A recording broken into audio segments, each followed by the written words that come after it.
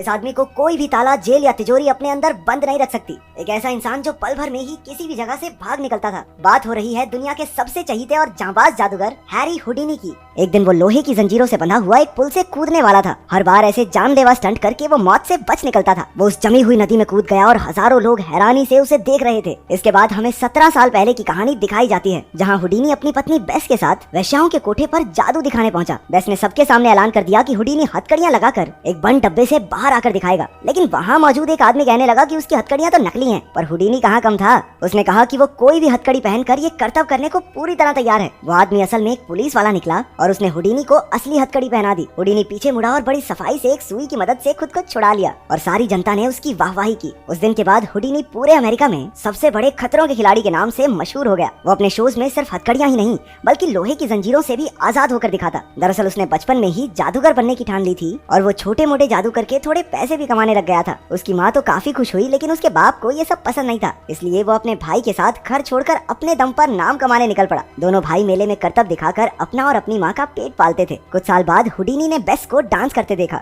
वो तभी से उसका दीवाना हो गया और बाद में उसने बेस को अपने साथ काम करने के लिए भी तैयार कर लिया। उस दिन से दोनों देश विदेश में घूमकर अमीरों के लिए जादू दिखाने लगे। उधर हुडिनी का भाई भी उसी के करतब दिखाकर पैसे कमाता रहा। ये देखकर हुडिनी ने ऐसे स्टंट्स करने का फैसला किया जिसकी नकल करने के बारे में कोई सोच भी न सके। इसके बाद हुडिनी और बेस एक मशहूर जेल में जाकर जेलर से मिले और हुडिनी को कैद करने को कहा। जेलर ने कहा कि वो सिर्फ गुनहगारों को ही जेल में डाल सकता है। तो हुडिनी ने उसकी जेल का मजाक बनाना शुरू कर दिया और ये कहकर कि वो बड़ी आसानी से वहाँ से भाग जाएगा, उसने $100 की शर्त भी लगा ली। जेलर ने गुस्से में आकर उसे जेल में बंद कर दिया। असल में हुडिनी ये नया स्टंट करके जल्दी मशहूर होना चाहता था। जाने से पहले बेस ने हुडिनी को किस किया और जेलर को शक हो गया कि कहीं उसके मुंह में कोई पिन विन तो नहीं पकड़ा दी इसने। लेकिन हुडिनी के मुंह में कुछ भी नहीं मिला। रास्ता साफ होने के बाद उसने मुंह से एक सुई निकाली जो बेस ने उसके मुंह में डाली थी और कुछ ही पलों में वो जेल से फरार हो गया। इसके बाद वो रातों रात स्टार बन गया और सभी लोग उसके दीवाने हो गए। फिर वो एक और भी मुश्किल जेल में वहाँ से भागने का स्टंट करने पहुंचा। उसका पूरा शरीर जंजीरों से बंधा था और मुंह पर पट्टी लगी थी। लेकिन 5 मिनट के अंदर अंदर हुडिनी ऐसे फरार हुआ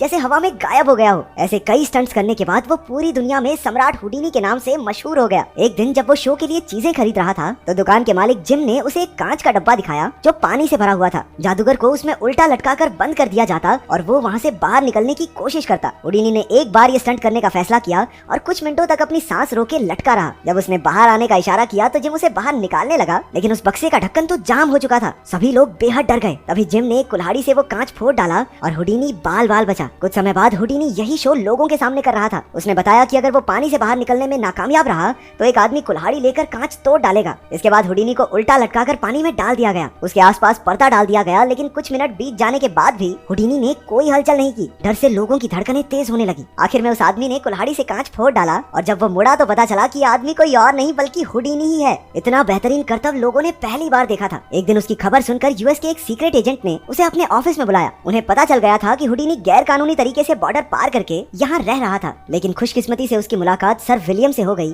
जो एक ब्रिटिश सीक्रेट एजेंट था। उसने नकली कागज बनाकर हुडिनी की मुश्किल हल कर दी और बदले में यूके और यूएस के लिए खुफिया जानकारी लाकर देने का काम सौंपा। मिशन के लिए हुडिनी जर्मनी में काइजर परिवार को जादू दिखाने पहुंचा। वहाँ उसने बंदूक से चली गोली को पकड़ने का कारनामा दिखाकर सबके होश गुम कर दिए। इसके बाद उसने काइजर्स के घर में मिली खुफिया जानकारी विलियम के एक आदमी को दे दी। फिर उसे रशिया में एक ऐसे ही मिशन पर भेज दिया गया। वहाँ उसने सभी को अपनी इच्छाएं एक कागज पर लिखने को कहा। सबने अपनी अपनी इच्छाएं लिख दी और उन्हीं के घर की एक बच्ची ने उनमें से एक कागज उठाया। उस पर लिखा था कि वो क्रेमलिन बेल को बजते हुए सुनना चाहती है। ये सुनते ही सब हंसने लगे क्योंकि क्रेमलिन बेल तो पिछले 100 सालों से नहीं बजी थी। लेकिन हुडिनी ने अपना कमाल दिखाकर एक रस्सी निकाली और जैसे ही बच्ची ने वो रस्सी खींची क्रेमलिन बेल बजने लगी। हुडिनी की जबरदस्त कलाकारी देखकर सब अपने घुटनों पर बैठ गए। अगले दिन हुडिनी ने विलियम से मिलकर उसे रशियंस के इरादों की जानकारी दी। विलियम उसके काम से बेहद खुश हुआ और उससे पूछा कि आखिर उसने वो घंटी बजाई कैसे। हुडिनी ने बताया कि सब कुछ पहले से प्लान था। उसने खुद के बनाए कागज को लड़की के सामने रखा और जैसे ही लड़की ने रस्सी खींची हुडिनी के आदमी जिम ने क्रेमलिन बेल पर गोली चला दी। इसके बाद विलियम ने हुडिनी से जर्मनी जाकर खुफिया जानकारी निकालने को कहा। अब हुडिनी जर्मनी में वहाँ के ऑफिसर्स के सामने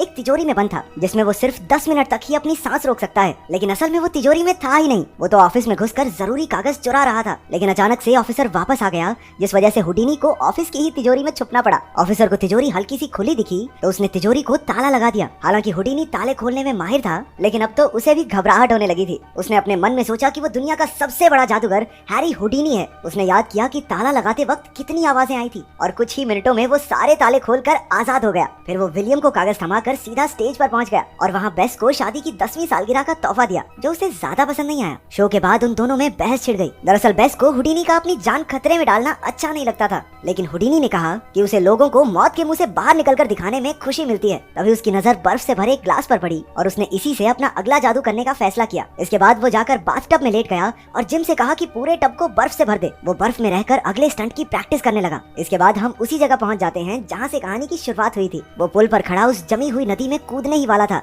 उसके कूदने के बाद बेस सहमी हुई वहां पहुंची, लेकिन हुडीनी ने कुछ ही पलों में हथकड़ियां और जंजीरें खोलकर सबको हैरान कर दिया। लेकिन तभी पानी के तेज बहाव ने उसे भटका दिया। वो बाहर निकलने का रास्ता ढूंढ रहा था और तभी उसे अपनी माँ नजर आने लगी। उन्हीं के इशारे से हुडीनी जमी हुई नदी से बाहर आने में कामयाब हो गया। अपने पति को इतने जानलेवा स्टंट्स करते देख बेस दिन प दिन परेशान होती जा रही थी। इसके बाद दिन प दिन उन दोनों के बीच लड़ाइयाँ बढ़ने लगी। पहले तो हुडीनी गुस्से में वहाँ से चला गया, लेकिन बाद में उसने लौटकर बेस से माफी मांगी और अब से सेफ स्टंट्स करने का वादा भी किया। इसके बाद अपने अगले एक्ट में हुडीनी ने खुद को खतरे में ना डालकर एक हाथी को लोगों के सामने ही हवा में गायब कर दिया। लोगों ने उसकी खूब वाहवाही की। लोगों को ये एक्ट भी काफी पसंद आया। इसके बाद उसे ब्रिटिश एजेंट ने फिर से यूरोप जाकर जानकारी इकट्ठा करने को कहा। हुडीनी अब ये काम नहीं करना चाहता था, लेकिन वो ब्रिटिश एजेंट नहीं माना और हुडीनी को यूरोप में सर आर्थर के सामने जादू दिखाने जाना पड़ा। हुडीनी ने एक ईंट की दीवार के आर पार जाकर सबके होश उड़ा दिए। शो के बाद आर्थर ने हुडीनी से मिलकर उसकी काफी तारीफ की, लेकिन कुछ ही समय बाद जिम ने उसे एक खत दिया जिसमें लिखा था कि उसकी माँ की मौत हो चुकी है और ये पढ़ते ही हुडीनी बेहोश होकर नीचे गिर पड़ा। बेस ने तुरंत आकर उसे संभाला और हुडीनी ने कहा कि वो एक आखिरी बार अपनी माँ को देखना चाहता है। इसके बाद हुडीनी अपनी माँ के अंतिम संस्कार पर पहुंचा। कुछ दिन बाद हुडीनी फिर से सर आर्थर और उसकी पत्नी डॉयल से मिला। डॉयल ने दावा किया कि वो हुडीनी की माँ की आत्मा से बात कर सकती है। तभी एक ज्योतिषी वहाँ आ गया और हुडीनी का हाथ देखकर कहने लगा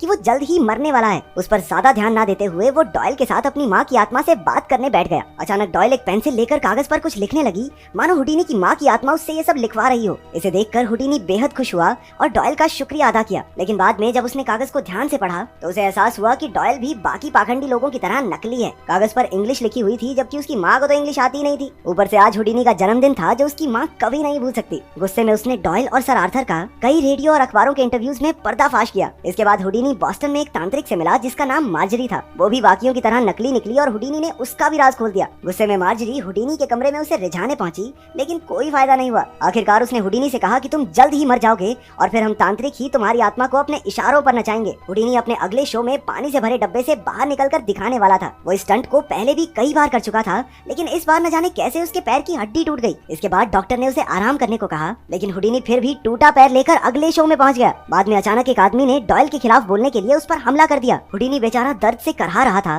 लेकिन उसने जिम और बेस को इस बारे में एक शब्द भी नहीं कहा। फिर वो अगला शो करने पहुंचा और अचानक स्टेज पर ही बेहोश हो गया। जिम ने तुरंत एम्बुलेंस बुलाई और डॉक्टर्स ने देखा कि हुडीनी की हालत बेहद नाजुक है और वो शायद ही बच पाएगा। जल्द ही ये खबर आग की तरह फैल गई और बेस को दुनिया के कोने कोने से हुडीनी के लिए खत आने लगे। ये देखकर उसकी आंखें भर आई। आखिरकार उसे एहसास हुआ कि उसका पति लोगों के चेहरों पर मुस्कान लाकर कितना महान काम करता है। बदकिस्मती से हुडीनी जल्द ही चल बसा और आखिरी वक्त में भी उसे अपनी माँ दिखाई दे रही।